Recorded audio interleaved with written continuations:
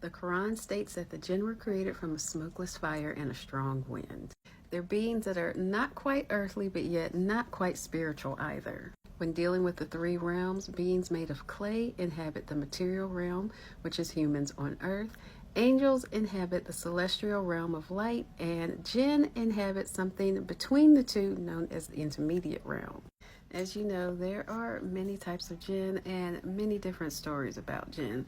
The jinn that are evil are said to inhabit bodies and can cause chaos, death, and mental illness. Some jinn shapeshift themselves into animals, others prefer to remain as a trail of smoke. But then there are other jinn who shapeshift into humans and even procreate with them.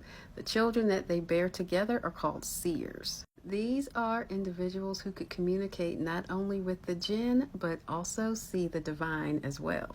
These seers, or children of the jinn, would become religious advisors. They could settle disputes and also help remove curses if asked. But let's be real, a lot of jinn didn't waste their time with humanity. Now, the story goes that jinn are always able to see humans and can interfere in their lives whenever they want to. But humans can only see a jinn if the jinn wills it such. One such incident is a story called The Merchant and the Jinn. That's when a man decided to rest under a date tree and started eating some dates. When he threw the date seed, it ended up hitting a jinn and killing him. That's when the father of this jinn appeared and informed the man that he unalived his son, and because of that, the jinn was going to unalive the man. He gave the man 1 year to settle his affairs. When the man returned a year later, he was greeted by 3 passing merchants who decided to sit with him as he waited for the jinn's arrival. That's when the jinn appeared, and the merchants all made a deal with the jinn. Long story short, the man ended up living, and it was kind of a watch where you throw things.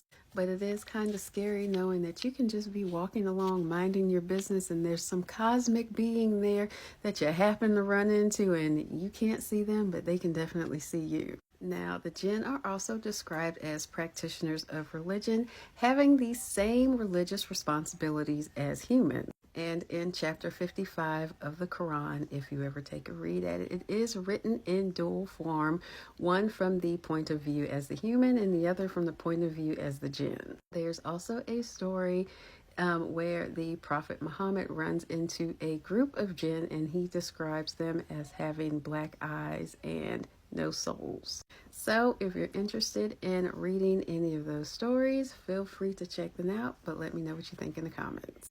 And watch where you throw your trash. You might end up hitting a jinn.